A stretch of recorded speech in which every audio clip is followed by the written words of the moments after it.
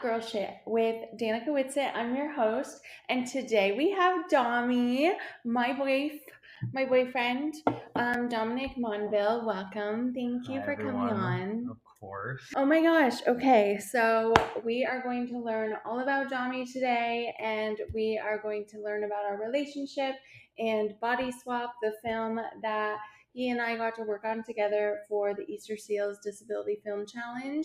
We're going to go way back, and so we're going to start it off with Tri-Cities, Washington. So will you tell me a little bit about growing up in Tri-Cities and what that was like for you, and a little bit just about your family too? Yeah, so I grew up in Pasco. We both did.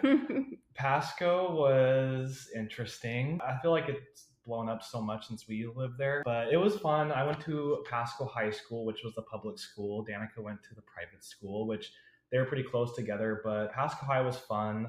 It was one of those schools where if you showed up with a Big Mac to your history teacher's class, he would give you an A. You skip school most of the time and still pass with like a 4.0. That was the type of school that it was. So it was more fun than actual learning growing up. That's lucky. We did not have that luxury. Anyone who's listening who went to Tri-Cities Prep, I know you feel me. We have about 4 hours of homework a night. I did 4 hours of homework in my entire 4 years of high school. We turned out okay not doing homework. So.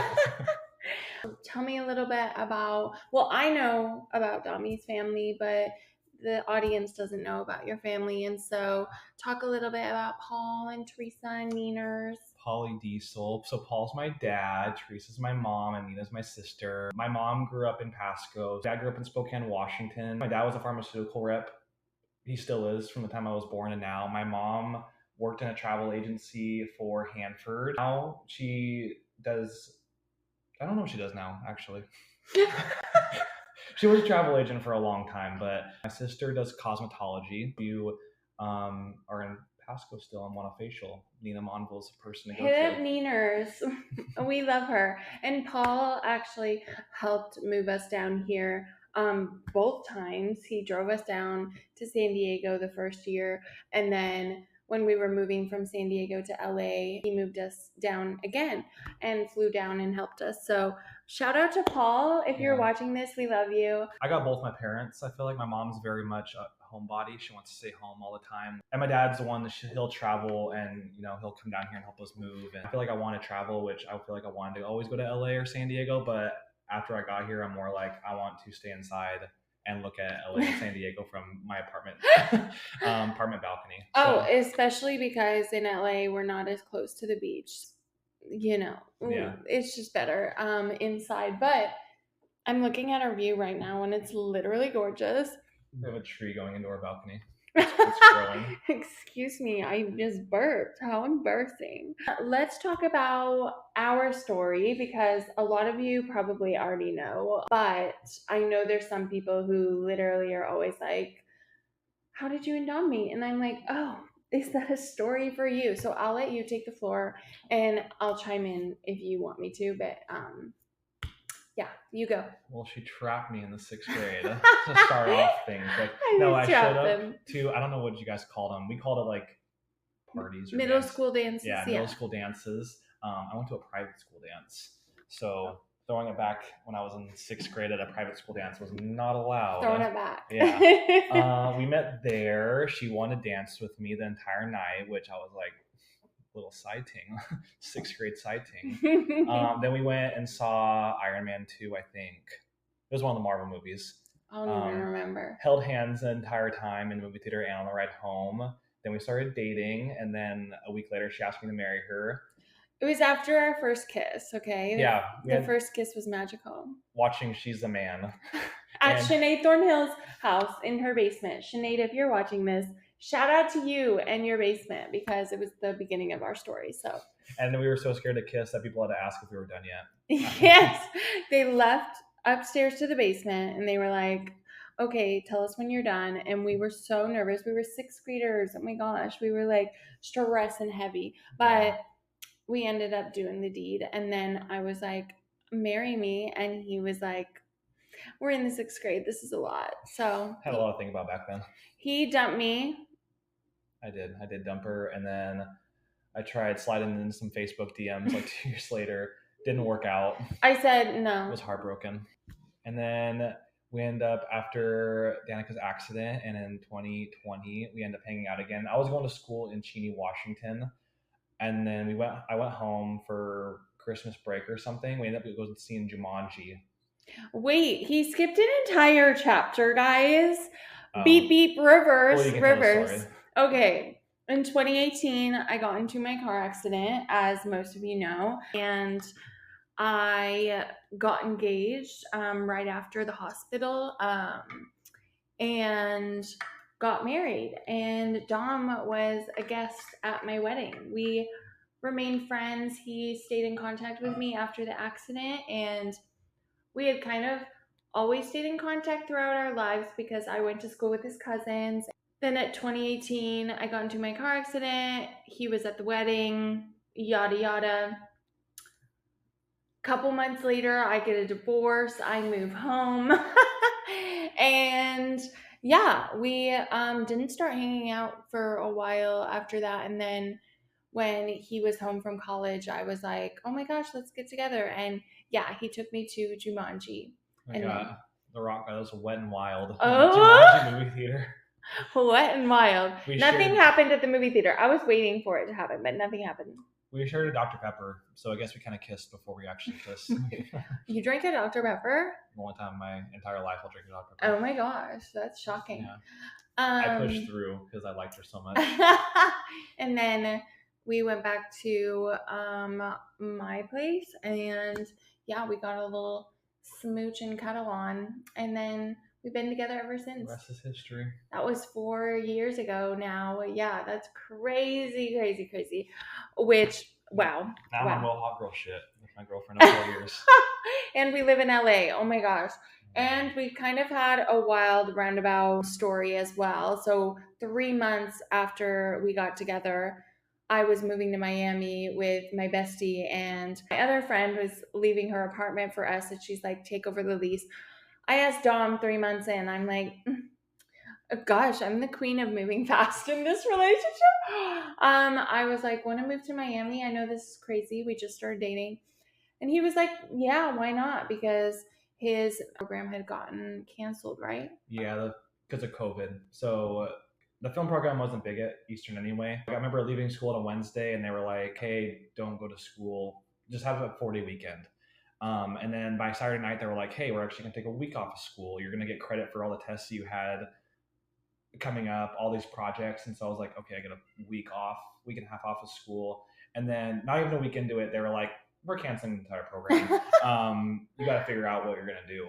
So I was 2 quarters away from graduating.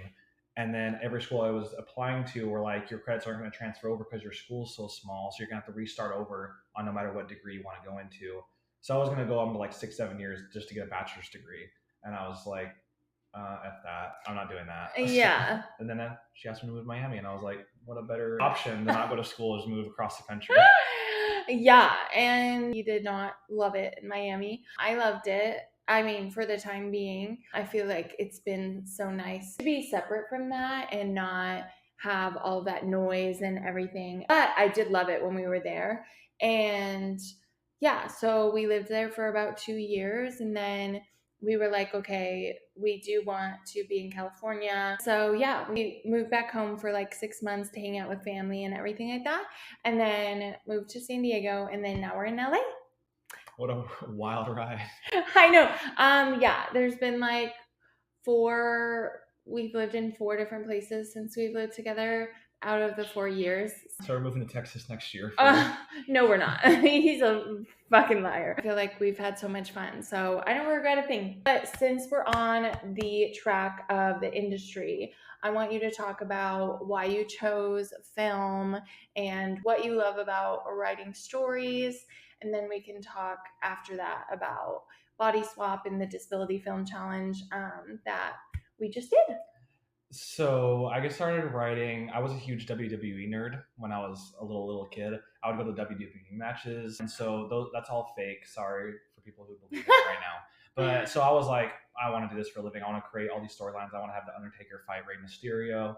So that got me into storytelling, but also I never thought of screenwriting as a career. When I got older, I started realizing, okay, screenwriters are actual job, but I wanted to go into sports journalism. So I was started going to Eastern games, and I was doing that a little bit for school. And I was like, I'm getting way too much into these games. I liked watching it. I don't really want to pay attention to what these stats are right now. And then I started reading screenplays, which because I've always loved movies. Movies and TV shows, and I was like, wow, this actually seems pretty fun to be able to do. And I started reading screenplays, and then in like 2018, when I was living in San Diego, I was like, I'm just gonna write a pilot. Wrote one, I thought it was horrible, so I was like, oh, I'm never gonna do this again. No one's ever gonna like this. So I put it away for like 2 years till I got to Eastern, but I still kept writing screenplays. And then when I got into the film program, they forced us to do it. And then I started writing it. I realized how much I actually like telling stories. I love that. Yeah. And then you said, why do I like telling stories? Yeah. Well, I like making people laugh in general and telling stories in a comedic way. I love the different aspects that screenplays and movies can put people into in stressful situations. Step Brothers, Talladega Nights, The Office. It's all outrageous ideas that are just so entertaining to watch. And so that's even action movies I love watching. And so I just like the idea of telling stories that will never happen in real life and seeing how it plays out. And if you know Dom in real life, you know he's a jokester too. So he's always joking. He's always trying to make people laugh. So I feel like that makes complete sense. Okay, now we can talk about Body Swap, which is a short film that Dom and Josie co-wrote for the Disability Film Challenge, the Easter Seals Disability Film Challenge. And yeah, just talk with me a little bit about your experience writing it and how much fun it was to make and seeing your words get put into a real life thing. Yeah, that was the biggest thing, was seeing it come to life, which I feel like even if you don't want to be a screenwriter for a career, but if you want to do this challenge, it is something that's like mind blowing to like write words and have someone act it out. But it was an amazing experience. Shout out to Josie Scott for bringing me on. Love you and Alex. But yeah, it was crazy. Like I never really heard about it till last year when Josie did it for the first time, and then when she asked, it was buddy comedy is the genre, and so she asked me to help her out. Yeah, it was a cool experience to be able to come up with ideas and have that come to life and be a part of something so amazing that the Disability Film Challenge is helping out the disability community and putting people in that spotlight that Hollywood doesn't really, showcase or want to do that for people. So it was amazing. I love that. Yeah. I love that. And what was your favorite part about shooting Body Swap? Well, I got to do it with Danky. So she got to be there on day one to act in some scenes that I wrote. I wrote her lines, which was insane because I already had it planned in my head. I was like, this is going to be a Danky line. This is who I want to have play this character. And so actually seeing her be able to do that in person is something I'll never forget. Oh, you're so cute. Stop. You said what? Riz game on a podcast. His Riz game. Too strong.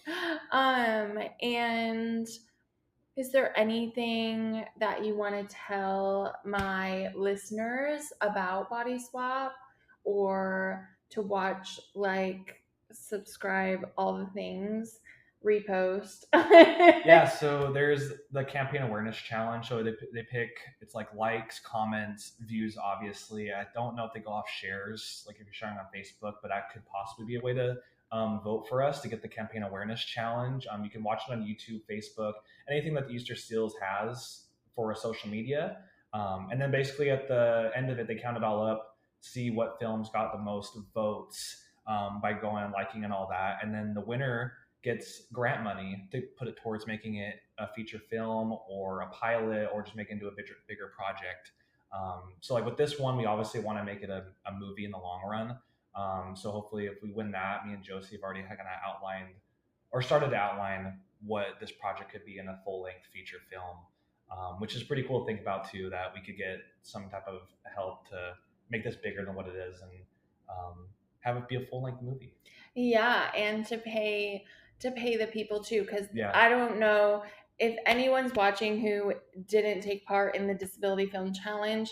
It is all volunteer based. So the DP, the lighting, the wardrobe, the sets, everything has to be volunteer based and everyone's volunteering their time. There's no budget for it. So basically, everyone's just kind of getting a team together of people who just want to donate their time. And I think that's really cool too. And I did get to be a part of 2 separate films as well. So I was a part of Body Swap, which was so amazing. I loved being with all my friends and Lil Cece. Love Cece. And Dommy. It was so fun to be with Dommy and so adaptive. There were just so many amazing people on this set. But I also got to do Jo Marie's film Take Care, and it was written by Gilly. But it was also such an amazing experience, and I would love if you could like, share, comment, and go watch that one as well, because that one was so special to me, and I love Jo Marie. If you're watching this, girl, Jo Marie, we love you. We love you. And the third film I got to be a part of, which people are probably like, why did you do that? I just wanted to dip my toes in all of them, was Just Dance with Belly. Belly with Bella and Gabby Adla. I love you guys to death, and thank you guys so much for offering to have me on set and to give me some lines. It was so much fun to work with you guys as well. And so Just Dance, Body Swap, and Take Care. If you guys could watch, like, share, comment, all the things on the Easter Seals Disability Film Challenge YouTube where those films are, we would be much appreciative, because it just means that more people are going to see it and that our films get more awareness, and we get a chance at winning some money and making this into something bigger. So, and if you guys love a little bit more about Body Swap, if you guys love Freaky Friday, it's basically we set it in the Freaky Friday universe. So it's about Josie, about a disabled girl switching bodies with an able-bodied woman. They get a fortune cookie from a barista at a coffee shop, and then they end up a barista at a coffee shop, and they end up switching bodies for the day. Which I thought, it's such a cool idea, and something that it hasn't been done before in a genre that is done multiple times. So I thought it was a pretty cool take on that. And that's where Dinky comes in, is she makes a cameo with that. And just a little cameo, nothing too crazy. And shout out to Alyssa Richards for directing it. She put a 2000s like pop runk vibe on it, which basically it's pop runk, whatever, however you say it. And the Freaky Friday universe, it feels like it's like a Freaky Friday too. Yeah. I'm like pop rock. Yeah.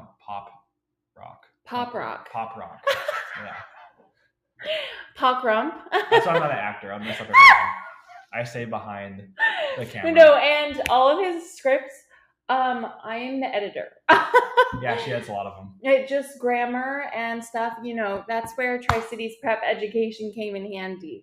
And Dommy's Pasco High education, we're so sorry. But I skipped too many English classes and got out of it by bringing cheeseburgers to my teacher. So, but I also feel like everyone who went to Pasco High just doesn't really learn grammar. Yeah. Never. We didn't really learn anything, actually. I don't remember anything we really got taught. Yeah. I was like, we did pretty good in PE. My gosh. If I can't even go on about that, because I'm going to be like, oh my gosh. High school at Tri-Cities Prep. If you went to Tri-Cities Prep, you know what I'm talking about. But love all my peeps from there. If you're watching and you're from prep, I love you so much. Okay, so what is one goal that you have for the future? And it can be anything related. It could be writing related. It could be let's do personal. Personal? Date you, obviously. No, okay, that's not personal. That's relationship. A personal goal that you have for yourself within the next 5 years. I want to be more. I'm such a homebody. I love that, and so I want to be able to go out more. Dinky is very much a partier. She loves going out, and I want to be able to do that more with her. And I don't drink or smoke, so I'll be the boring person at the bar. He's not boring. Being sober does not mean you're boring, ladies and gents.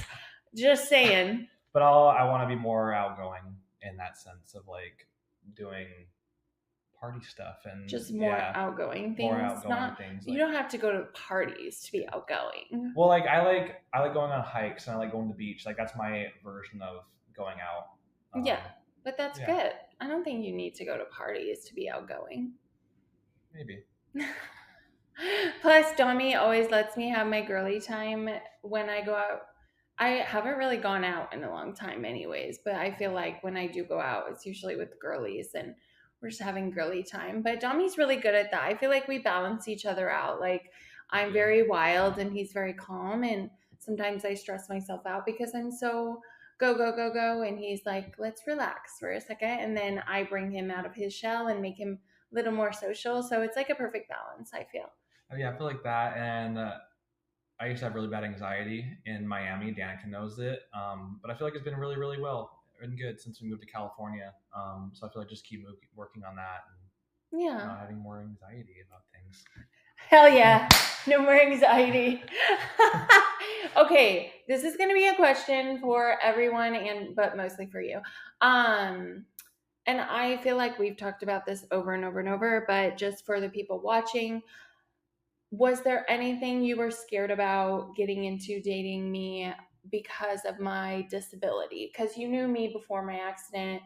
And so was there anything you were worried about or weren't sure about or had anything in your head? I mean, there was a lot I was unsure about. Like I didn't know how much, like how you peed, how you went to the bathroom, how she drove. I didn't like think about any of that. But, like for anyone, I was like, I don't know how someone in a wheelchair drives a car. I don't know how they get on a plane.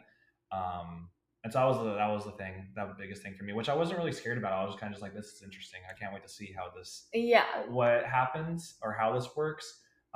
Scared wise, I think I was more nervous of like not doing something correct for her. I wasn't scared at all about dating someone in a wheelchair. I was just more scared of like, what if I mess up? What if I break a chair putting it into a car? What if I say the wrong thing?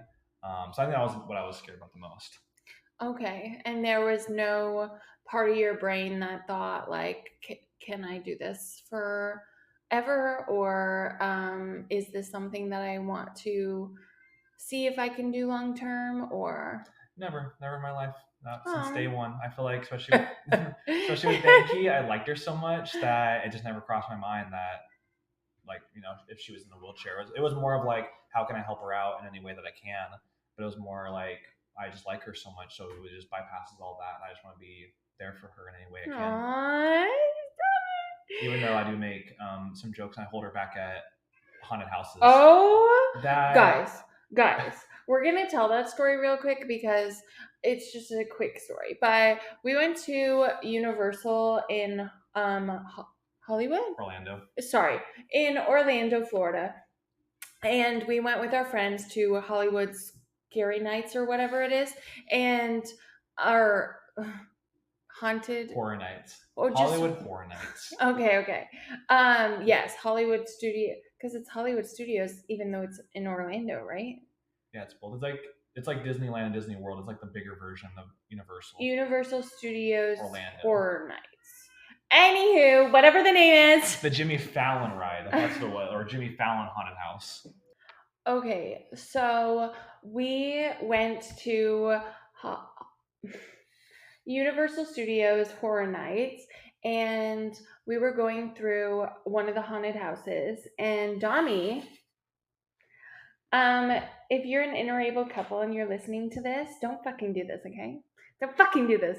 But basically, I was going through the haunted house, and it really scares me when they get right up in my face. I know they're not supposed to touch you, or they can't touch you. And so, but I was still, triggered. And so I'm trying to wheel past this guy who's about to come out really fucking fast at me. And fucking Dommy, he literally holds my chair so that I can't pass him, and he jumps out at me, and I literally screamed bloody murder because I was so pissed off. I was like, don't you dare take my legs like that and stop me. I didn't want to be scared. Oh, I was so mad. But then a minute later, I was like, sorry, Dommy. I may have overreacted. But when you're disabled and someone tries to touch, obviously it's Dommy, so he can touch my chair whenever. But I was just heated in the moment because I didn't want to be scared, and I was, but obviously it wasn't a big deal. I'm fine, and it was funny, and it was whatever. But okay, there was one more question for you just about the disability, but has there been anything that's been a challenge for you since we started dating regarding the disability, that you've had to kind of just wrap your head around? And you can get as raunch or as not raunch as you want. The only thing is seeing how many places aren't accessible, like especially apartments. We have to search like when I was in college looking for apartments. Me and my roommates could just pick an apartment and just go there, and we wouldn't have to think twice about it. As long as stuff worked, we just didn't have to think twice about it. As long as we liked it, we can move in. But I feel like since being together, I realized a lot of places aren't accessible, and so now when we look at apartments, we have to really look at it and say like, can Danica get around in this place? Is this accessible? Especially when like going outside, like Danica's had friends come over, and we have a ramp that when you leave our apartment just to get to the sidewalk, and it's like some friends can't do that, or it's like harder for them to get up there, so you have to have someone like either help them or just is a really big struggle. So that's one thing. And planes, obviously. The first time we ever flew, I'm not going to say the airline. I don't know. Do you want me to say the airline? You can say the airline. Let's blast these motherfuckers. Delta Airlines blows harder than someone sucking peen. But wait, I can't remember this. So you tell the story.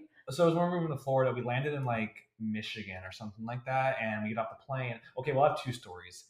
I have the Green Bay story too. Oh yeah.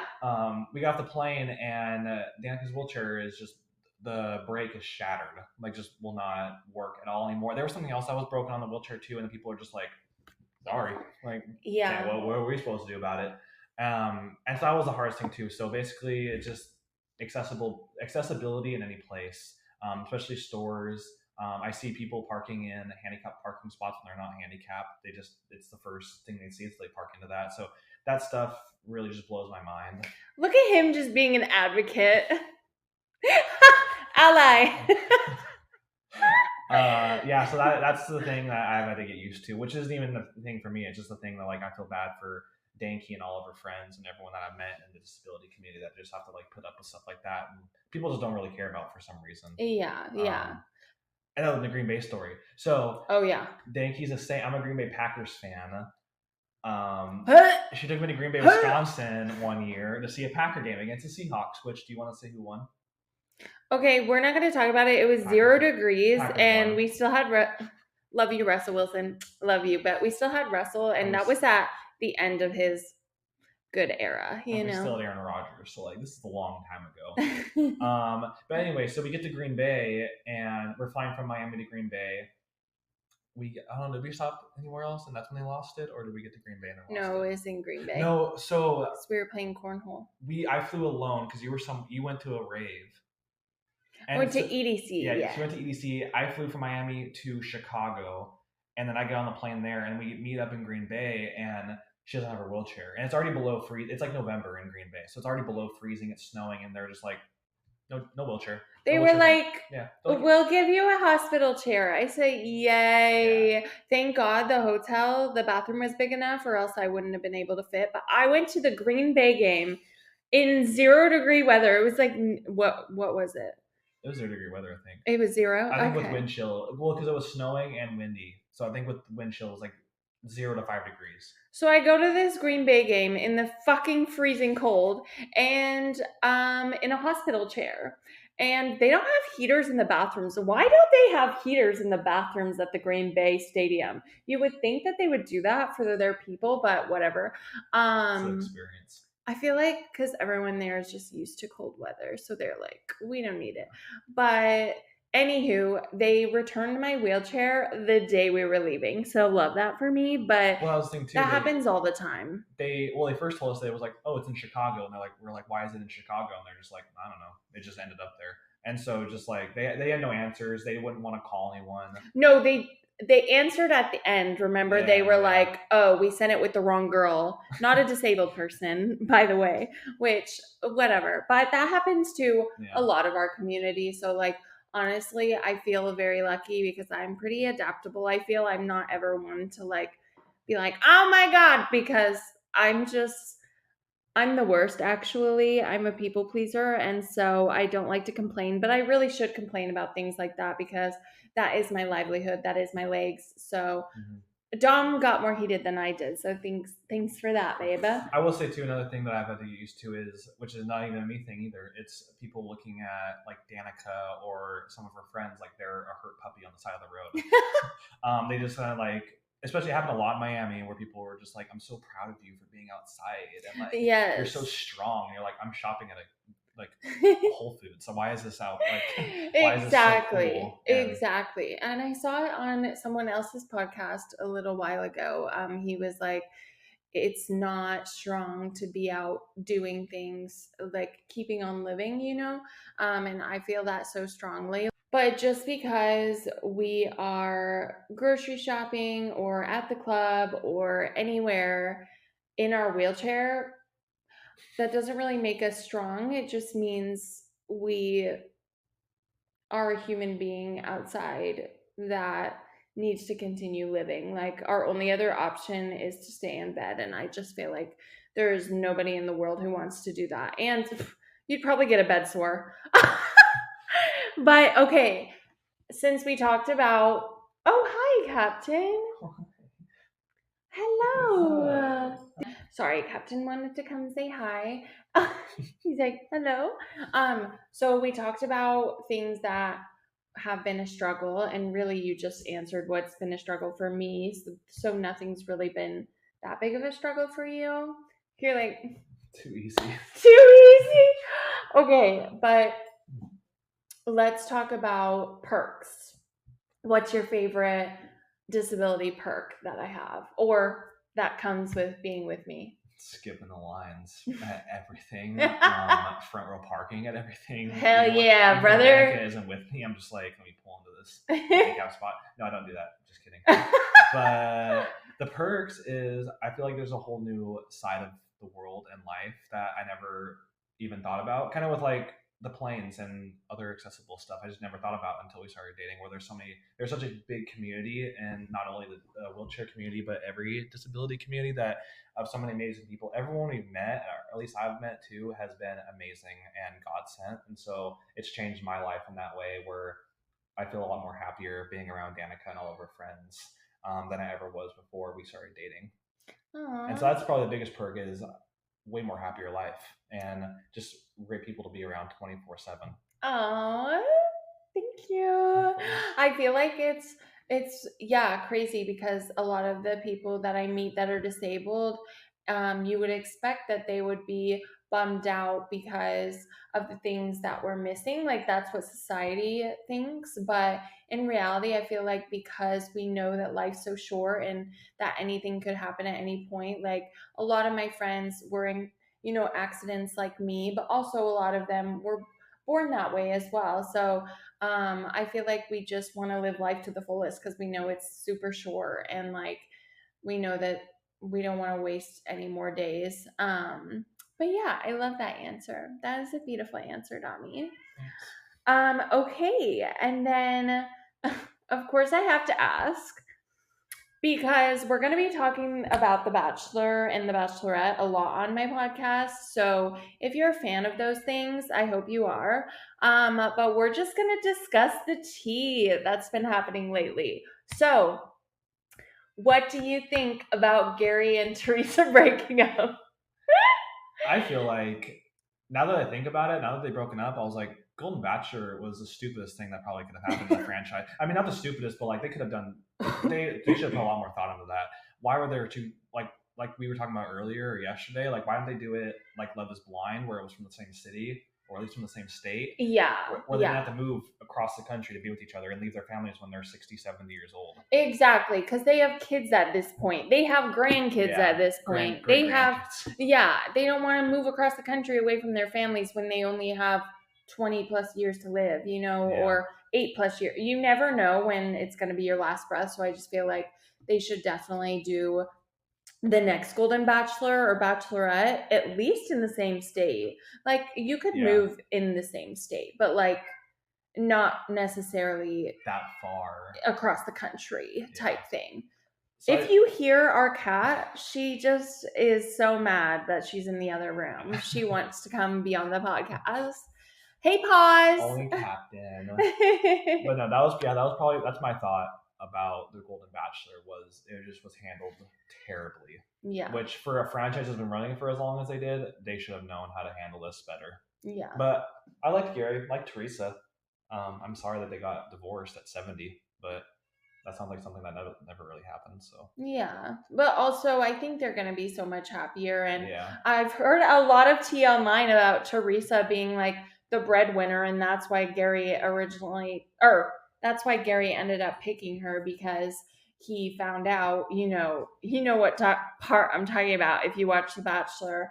But basically she had told him about how she still works and how she, invests in all these stocks and sells stocks and all this types of stuff. And he basically was like, oh, sugar mommy. And so I feel like that's why he was like, oh, this will be good. But also I could tell they had real feelings towards each other. I know that they were super happy, and Teresa said it was real. So obviously it's real, because everything people say online is real.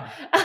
Everything, especially The Bachelor, is real. Well, they're 70s, so I would hope it's more real. But I don't know. With all the Gary speculation before and after this season, I'm like, I don't really know what's true or what's not true, so I can't really say. But we are excited for Jen's season, except Dom missed like half of Joey's season, so he really did not know who the fuck Jen was.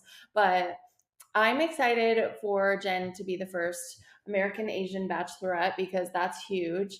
I was like a little surprised, I guess, by their pick, but I feel like it makes complete sense, and I'm glad they're finally showing some other fucking diversity. Jesus Christ.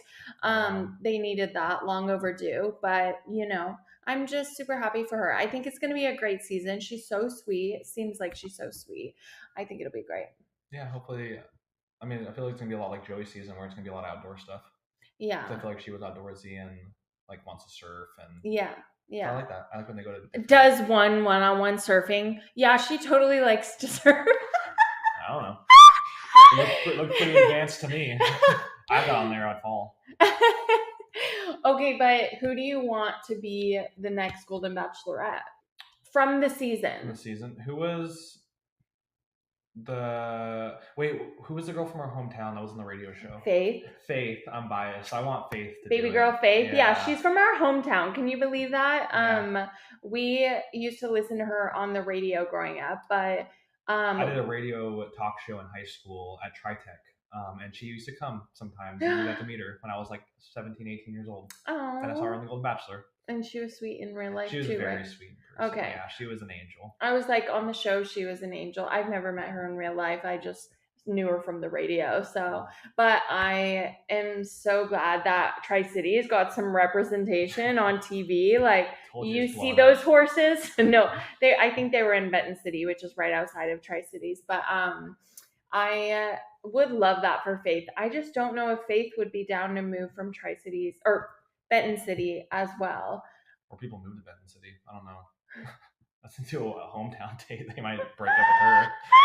No, I feel like Gary liked Benton City, but he was a little scared to move to small ass town like that. Yeah, I like Faith or the girl that came in second. Leslie. Yeah. Oh, we love Leslie. I loved Leslie. I think Leslie would make a great Bachelorette, a great Golden Bachelorette.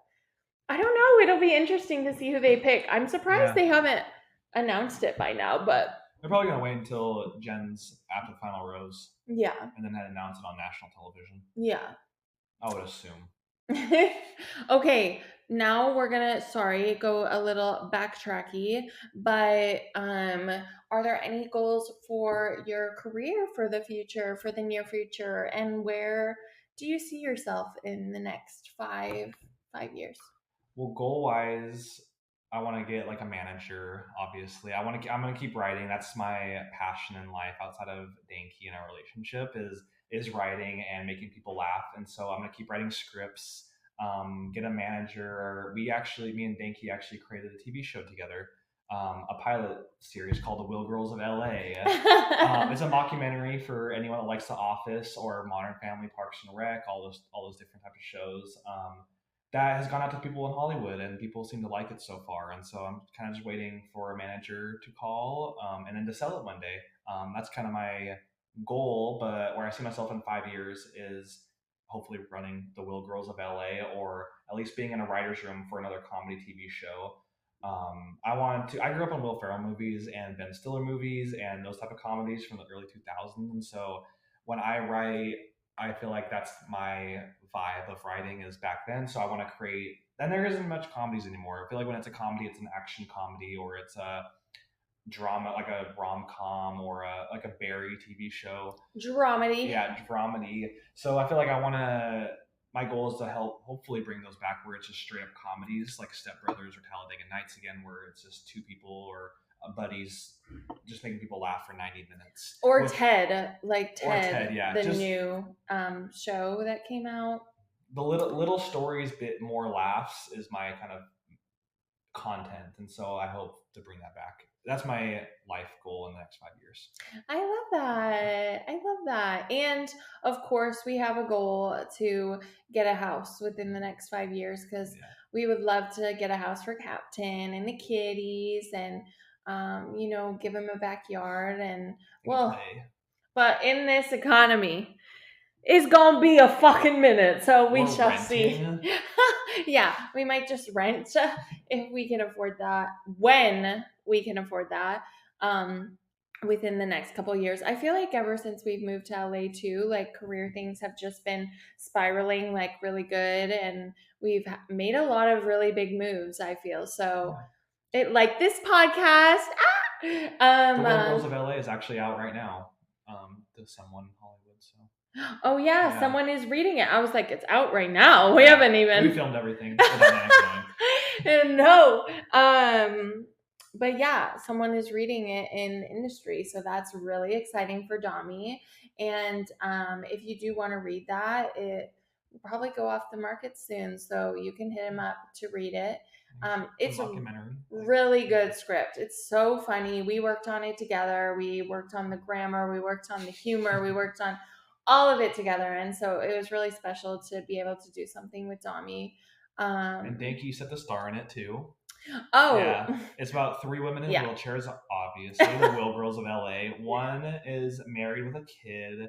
Danky just started dating again and is a dog mom, which she has a fun storyline in episode 1 of how she got the dog.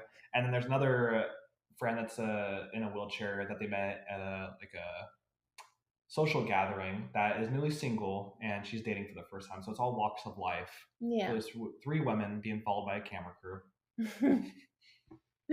Yes, and my dog is Captain, which we love that.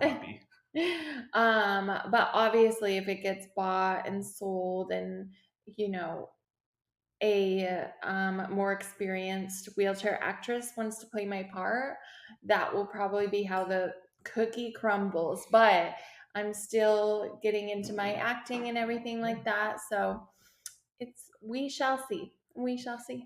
But I just want to say thank you, Dommy, for coming on and for sharing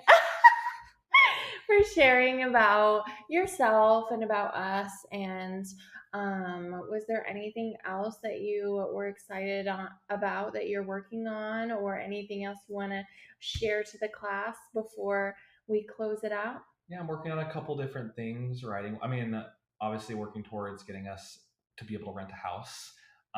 Working on a relationship more and more every day. Writing wise, I'm still writing. I'm actually starting a new movie recently, another comedy, which, if you know me, I love comedy. Yeah, that's basically, I hope one day too, especially with this Easter Seals Disability Challenge, that Hollywood realizes that there's so much more stories to tell in the disabled community, and that it just, like, if they were to open up and let these stories be told on screens, be told on cable streaming, be told as a movie, Hollywood could have thousands of more stories that are way more interesting than what they're putting out now. There's just so many talented actors, directors, producers, writers in the community that deserve their shot, that are just overlooked for no reason. So hopefully one day Hollywood decides to let these stories be told and be told in the right way, be told authentically, because there is a lot of TV shows that don't tell them authentically. So Yeah. I hope too that that's what Hollywood decides to do one day is. And a lot of actors or actresses that are play disabled characters who are not actually disabled, and we're trying to change that. Yeah. We're trying to change the game. I feel like everyone in the community here in LA that's disabled is really pushing to break that mold. So I'm excited to see what the next couple years bring for us and for our community, because there's so many amazing people that are in the industry right now that they are this close to making it just big time, but there's only so many disabled parts that they can have. So Yeah. Hollywood, this is for you. Grow the fuck up. No, I'm just kidding. Grow the fuck up and hire disabled actors, writers, storytellers, directors, everybody you know, because we're fucking talented too. So yeah, I feel like that closes it out. Thank you, Dommy, for coming on and being my first guest. Of course. And I love you. And I'm so glad that everyone got a little bit more about you and just got to see who you are and how great you are. And me and Dom can do other episodes too, like about our relationship and like the challenges we've had and how we overcome those and our communication styles, our love languages, all of that. But I feel like at least in this episode, you got to see a little bit more of Dommy and got to see us together. So I love you and thank you. I love you. And catch next week on Wheel Hot Girl Shit. And I hope you guys enjoyed this first episode. Bye!